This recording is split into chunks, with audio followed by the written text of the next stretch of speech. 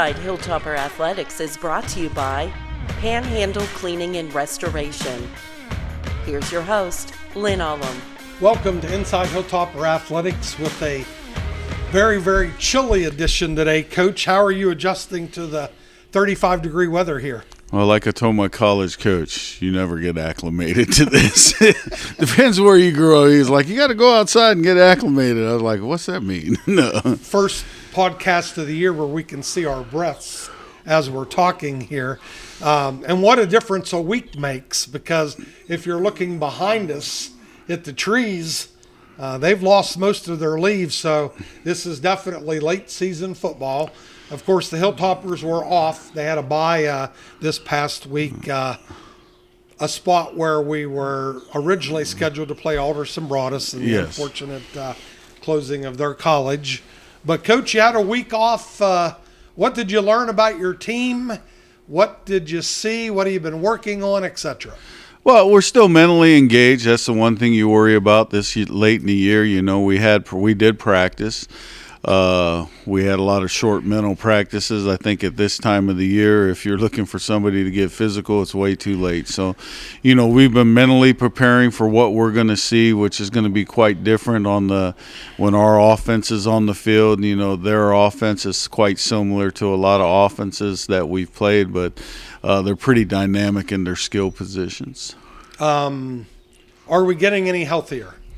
No, not really. I mean, you know, that's the worst thing about a lot of the injuries that we've had have been season-ending injuries. It hasn't been something that's week to week, or we're getting somebody back that missed a few games. You're going to see the same players out there, and hopefully we'll be able to stay healthy enough to play the last two games. One of the things that we've talked about on this show over the years is the difference between Division I football, Division II football. Division II, even if you're fully funded, and very few programs are, you have a max of 36 scholarships. Right. So the injuries definitely play a way bigger role. Yeah, and if you look at the history of this conference, the team that's really been able to stay the healthiest has won the conference. It has nothing... You know, really, if you look at the teams from their starting the first game to their last game, the people that have started, predominantly most of the players have won the conference. And so that's one of the key things is being lucky enough to stay healthy, I would say. If somebody knew how to prevent all these injuries, well, they'd make a lot of money in this world. Yeah, and it's just amazing. And, you know, I'm a huge NBA guy. Mm-hmm. And even looking, the season just started last week. And to see how many superstars have already missed games in the NBA, and they're 1 week in. It's load management, isn't it, or whatever they call it? Well, I don't know what it is. Well, they've got rules against that now, but it's just amazing the amount of injuries, and no one knows why and how they happen. Right. Even the dispute, and let's just quickly talk about this, the dispute in the NFL, the Players Union is demanding grass fields. Right. But the experts are saying, at least the people that the NFL's hired, that there's no more injuries on the new turf than there are on grass fields. So. Yeah, statistically speaking, well, there's no more injuries, but I think what the Players Union are looking for is that there's more actually non-contact injuries, so to say. But if your knee's going to go, it's going to go. And they've shown where film of guys on grass field, guys on turf field. So, you know, some of it has to do, I think, with the cleats. And nobody ever looks at, the cleats are getting a lot better where you get more grip. Well, that doesn't help with knees and ankles. You know, one of the things that we talked about, I think, last week after the game against Notre Dame was their running back who had another huge day against Wheeling. Right. I think he rushed for 180, but for people out there that sometimes question the quality of play, because face it, our society, we're all culturally trained. You're going to watch Ohio State, you're going to watch Alabama, you're going to watch what we see on TVs on the weekend.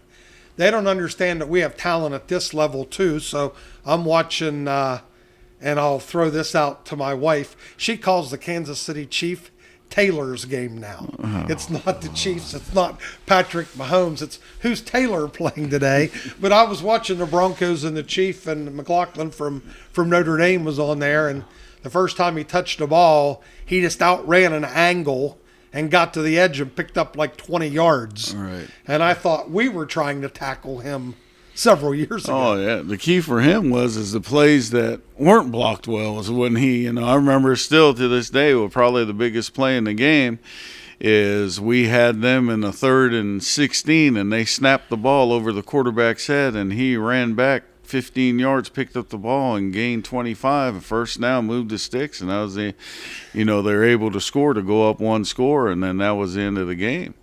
And so, if they're good enough to play now, and it doesn't matter. Look at Tyson Badgett at the chin. There's a lot of guys. If you're good enough to play, it doesn't matter where you play. They're going to find you. Right, and that's the thing. There's just such a perception that Division II football, it's not that good, and people just do not understand it. We have guys that play at this level that go to the NFL and are making their mark there. Right. And it is quality football for sure. Any point of emphasis that maybe you've worked on? We have 2 games left. We play Charleston and Wheeling. What's been the point of emphasis this late in the season? Well, defensively, it's been tackling, recognizing formations and plays, because by this time the tendencies, a lot of people run the same thing out of the same formations, same motions. So being able to recognize that, going against Charleston, every skilled player they put on the field can go at any time, so that's somewhat scary for our defense. So we have to be short tacklers. We're going to have to play responsible football. Fortunately, they don't try to disguise many things. They're going to come right at you. They're going to run the ball. They're big up front. And then the running back has obviously over the last 2 years been the best running back in this conference. And now they've added a passing game and some receivers to go with it. I mean, they're two-dimensional, and that's why they're playing at a high level. You look at the offensive side, it's going to be about our blitz pickup. We're facing the stack for the first time all year. And, they're going to bring pressure, and they're going to bring a number of different guys. A lot of teams that, they got certain guys that, hey, we're going to blitz him probably 90% of the time. They mix it up. Charleston does. They bring guys from all over the place, and it doesn't matter. They try to disguise coverages. So, we've been preparing for that, every day in our team periods, blitz periods, whatever we're doing. Is just recognizing, and really a lot of teams, the safeties will tell the story on when they're blitzing, who they're blitzing. They'll line up safeties and bring different guys, and they line up in the same spots. So we got a big road to hoe here, but I like the way our team is right now. We're competitive, we fight, we understand that part of the game is the mental aspect of being prepared and the process going through practice and focusing in. So I like where we're at right now, and I think if we can take care of the football and get a couple big plays defensively, we got a big chance to upset them. Well, I've talked about this in the past as well in previous years. The difference between the sport I coached, which was basketball, you're always playing for something. Right. And for a lot of the years I was in, every team made the tournament. Now 10 of the 12 teams do, or now 10 of the 11 teams do. Football's an exception to that. So when you're at, let's just say you're a 500 team this late in the season, what Jedi mind tricks can you use to keep guys motivated, focused, and finishing it out strong? Well, they understand football is one of the sports you can't repeat. So you look at the seniors, they want to go out winning because, playing football, you always remember your last games. And for some reason, that just sticks in your mind for any player that's come back. For me, myself, my coaches, they always remember the last ones.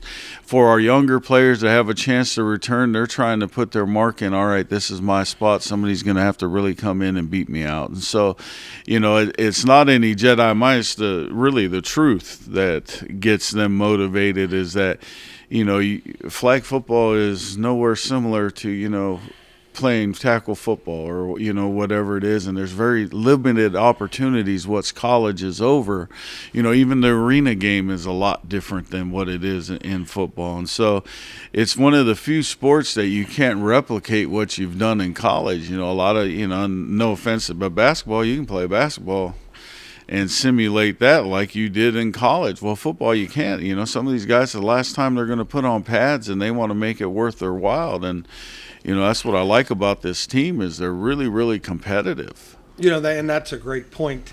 And you're well aware of our legendary noontime ball games. Right. It's funny how I was still in my 50s playing noontime ball, and even at the Hall of Fame, I've got former athletes talking about noontime ball, and that is the difference. Football, unfortunately, once your college career's over, you're not playing pickup football on the weekend like I got to do with basketball. So great point. That's going to wrap up this first segment of Inside Hilltopper Athletics. Be back in a sec. Disasters happen. Pick the team that takes care of them all. Powered by offices in Wheeling, Morgantown, and Pittsburgh, Panhandle Cleaning and Restoration is ready to handle any size emergency at a moment's notice. We have the right people, knowledge, and equipment to respond 24 hours a day. I'm Roger Wiley. When disaster strikes your home or business, tell your insurance provider you prefer the restoration company the Hilltoppers call, Panhandle Cleaning and Restoration.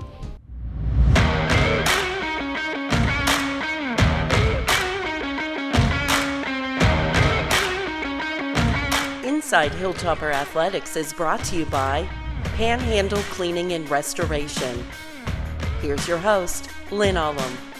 Welcome back inside Hilltopper Athletics. I'm joined by head football coach Roger Wiley. Coach, normally we talk about our opponent in the second segment, and we've already touched upon Charleston to some degree. Mm-hmm. So what are we going to see from them offensively? You said they're similar to other teams, but what do they do best? Run the football, and then they pick their chances to take shots down the field. They try to keep you off balance with screens, but most of their shots are down the field. But like I said, the running back, he's been able to make people miss. It's not the fact, and you don't want to take any away from their offensive line because I think they're doing a great job. But people have been stacking the box and putting extra people in the box, and Shavon Reitman's been able to make people miss and get the extra explosive plays off making people miss. And so that's the one thing is we got to tackle, we got to get helmets to the football, and then you can't go to sleep on the back half because they will take shots. Their quarterback has been accurate down the field. And so that's the biggest thing is that, you got to stop their best player. Right now, their best player is their running back. And the worst thing is running backs 2, 3, and 4 are just as good. But, this kid has deserved a right to tote the ball, 75% of the time. Well, we play, this is a Thursday night game, 7 o'clock, Ladley Field. Not that we would ever want to buy because, and you talked about this earlier in the season, we want kids to get 11 games because It's also the sport with one of the fewest competition opportunities. But does it help playing a Thursday night game after a bye, meaning you can schedule your practices and you're not condensing or rushing, or does it not make any difference? We'll find out. It's the first time. I like the rhythm that we were in offensively over the last few weeks. Hopefully we can maintain that rhythm, and that, that's the one thing is that, as much as you try to simulate the speed of a game during practice, it's still a lot faster in the game, and your opponents are a lot faster and so forth. And so that was the one thing. And then with the, the amount of injuries, we haven't been able to tackle. Sometimes, we tackle during practice. We did have a Thursday night scrimmage with the young kids that were redshirting, and it was probably one of the better ones we've ever had, meaning sometimes you put them up and, you get missed blocking assignments, missed routes, people not knowing what they're doing, and it was really, really, really good, meaning we didn't have very many mental mistakes. Obviously the tackling was so-so, but we saw a lot of bright flashes on both sides of the ball. Well, let's talk tackling for a second. Have you seen a difference in tackling over the last, let's even go back 10 years, meaning we all know at every level teams don't practice the way they did back when you played. Right. You're not hitting each other every day. And then you look at the high school level where the participation numbers are down. Correct. Teams don't have 50 guys on their high school teams anymore. So just the lower numbers, when you're talking squads of 30, 35 kids, you separate offense and defense, and you don't want to beat starters up.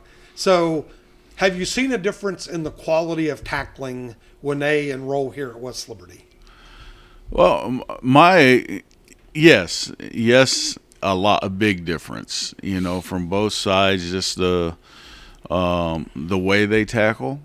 We get really technique wise and, really try to prevent injuries is why we practice tackling and we do tackling circuits, and so you can get your body in the correct position. But going back to another thing, I think not being able to hit or changing the rules has led to more injuries because you're not able to put the players in the predicaments they'd be in the game, so they don't know how to control their body that well. And that's one thing that, when Coach Forsey was coaching for me, that's one thing he really brought up to me. Our kids aren't, because we can't fully tackle, a lot of times the backs or guys with the ball or somebody making a tackle gets caught in an awkward position.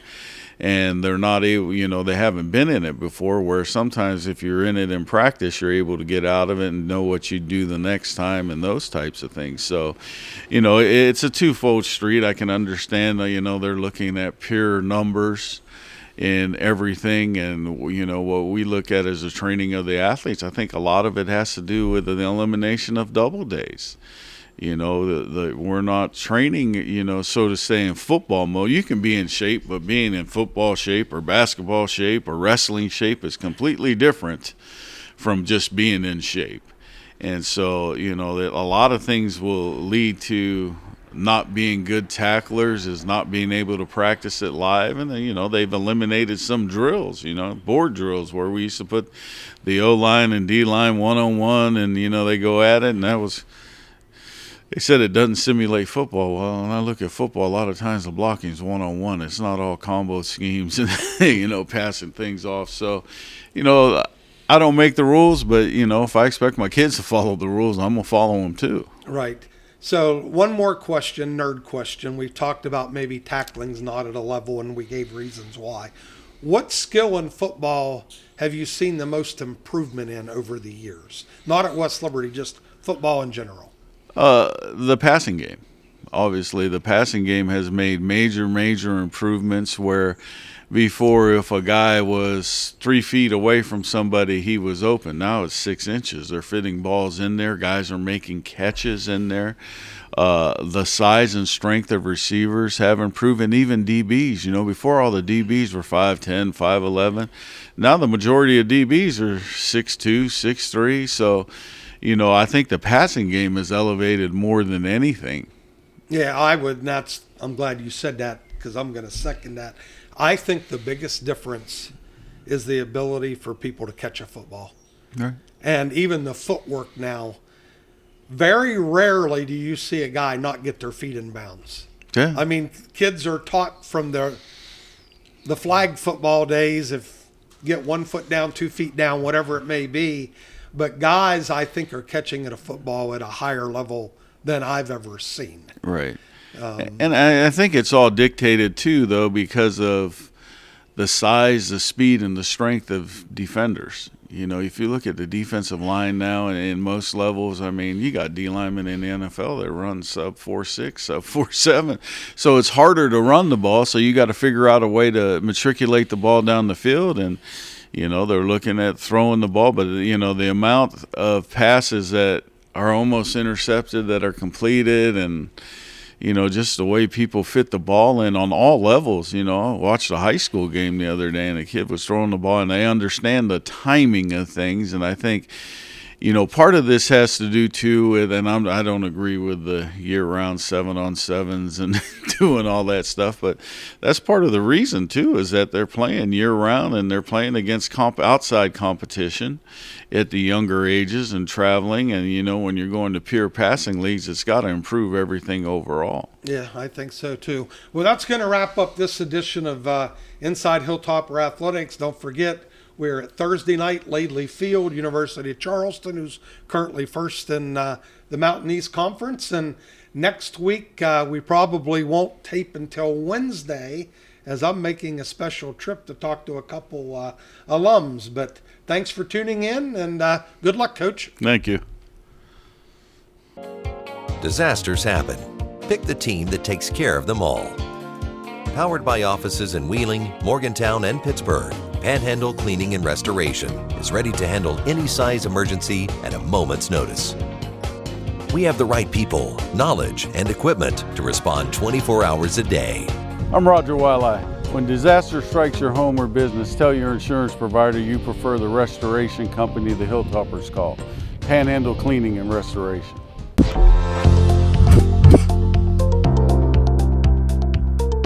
My name is Hannah Salonica. I'm a senior in the psychology program here at West Liberty University, and I'm going to take you on my day.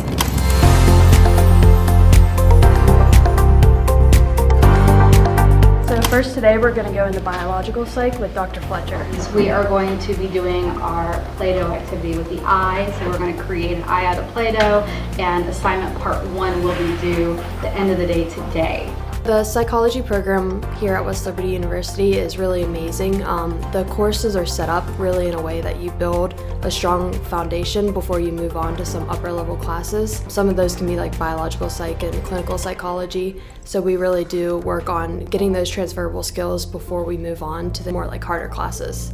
So psychology is really a flexible and applicable major that we can use to do so many different things. You don't even have to stay in the field of psychology. I know a lot of people can use these skills to transfer over into different social work careers, even things like criminal justice. And going to grad school really just opens up those opportunities. For me, I really want to go into school psych, but a lot of people in my cohort like the clinical psychology route, where you really focus on assessments and the therapy setting. And our school here at West Liberty has a grad program where you get your master's in clinical psychology, and when you graduate you get to actually work as a licensed doctoral level psychologist in the state of West Virginia. So today we're heading back into biopsych, where we're actually going to be dissecting cow eyes today. Part 2, we're going to walk through most of the questions in class, but then you will still turn in the document online. The nice thing about the cow eye is it's really big, so it's a lot easier to see these different structures. Biopsychology is a very fun and challenging class. It's super interesting, and we're learning a lot about different anatomy, not only with the cow eye but also with the brain. And we did do a Play-Doh dissection before we moved on to an actual cow eye dissection, so we were able to use those skills on the Play-Doh and then transfer them over to the actual anatomy dissection. And this really connects because there's a lot of malfunctions and different disorders, not only with the eye but also with the brain. So being able to identify those specific parts, we're able to use that to then learn about the different disorders that are affected in those areas. So when you're a senior, you go through a practicum experience, which is a internship of about 100 hours, as well as some classwork that adds up to like 35 hours. I decided to do my internship at the School of Bright Promise, where I get to work with a BCBA, which is a board certified behavioral analyst, and I'm on her behavior management team, where we work on responding to different crisis behaviors with the children. But it really is awesome because I get to work with kids. This is something that I want to do with my school psych masters that I want to get, and it also helps just really prep for the future and get hands-on experience of applying these psychological principles we're learning in class and applying them into the real world. So today we're heading to canine cognition with Nessie. Timing has to do with the conditioned stimulus being presented, and it needs to happen before or at the point that the behavior is occurring. So one of our special topics class is the canine cognition one. This is actually a new class we just added that students can take for a psych elective, and we really go into a lot of the biological functions of a dog from their birth up until their adult life. And we're also learning different skills like training skills, as well as some first aid that we can actually use on our own dogs. So it's a really fun class.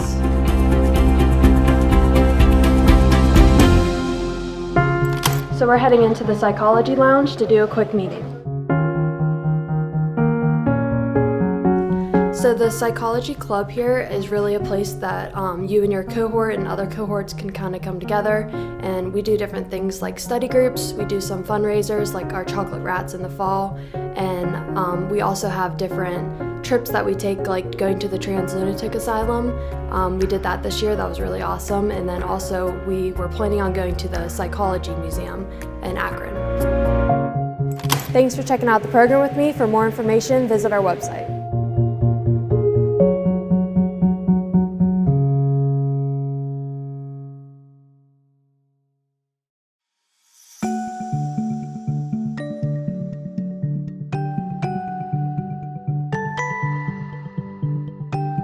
I am completing my postmaster's educational leadership certification, and what I like about it was that I could complete it completely online.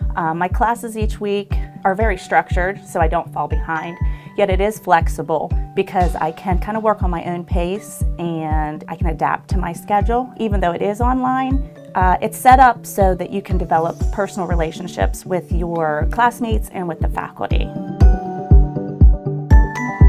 I feel that West Liberty is preparing me to be a future leader. One of the requirements in the program is to work closely with a supervisor, and this provides the opportunity for an authentic experience. I think school leadership development is very important for future leaders so they can get a taste of what they're going to be doing every day and help prepare them for the future. I feel that this has been one of the most valuable professional developments that I've ever had. I've learned a lot about not only leadership, but about myself. And I feel that it has made me a better teacher. The collaborative work that I do with Kayla is definitely very valuable. She's been a great help to us here at the school. Recently, we have been working on scheduling for next year. We have been working on getting the students who require special education services in the right classes, if they need small group instruction or collaborative instruction. We have also worked on school discipline. I recently completed a root cause analysis on discipline referrals and suspensions, and I'm planning on using that for my final capstone project. One of my goals after completion is to someday become an administrator because I want to have an impact on improving organizational outcomes to not only better the school system, but the community as well. I hope to someday foster an environment that emphasizes teamwork, innovative thinking, and equal participation to achieve objectives. I guess if I was saying what my overall goal was, is just to be the best leader that I can be, and I want to inspire and empower others. I want to build collaborative and culturally responsive relationships within my building and throughout the county.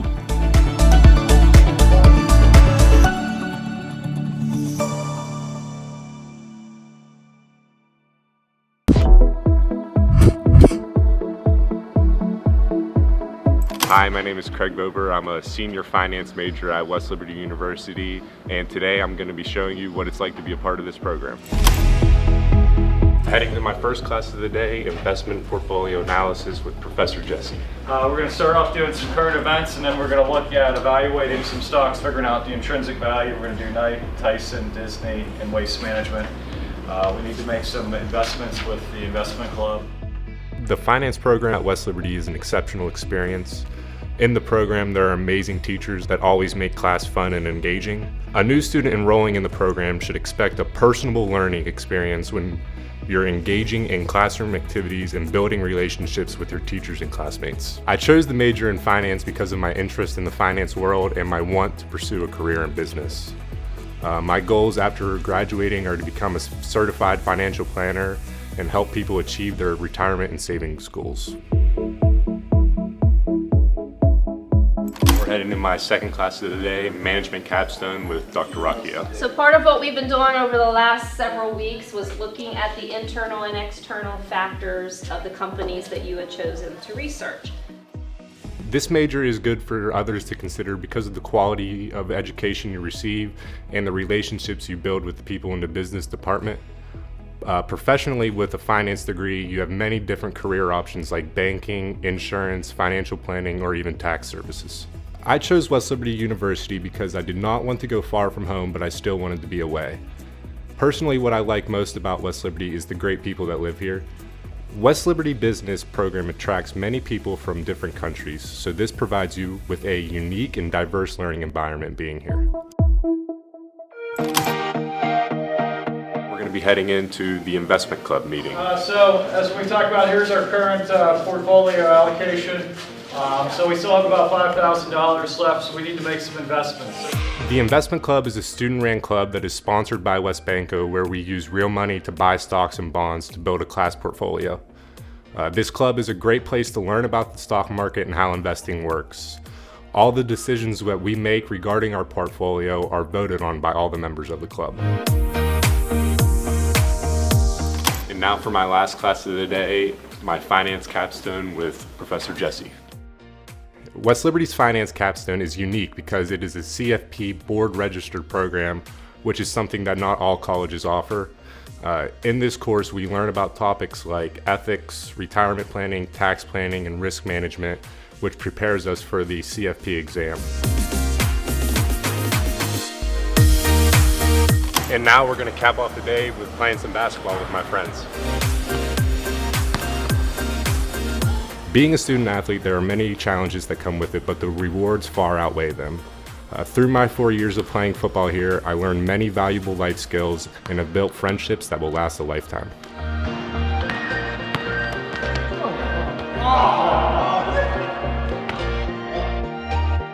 Thanks for coming along with me today, and for more information, just visit our website.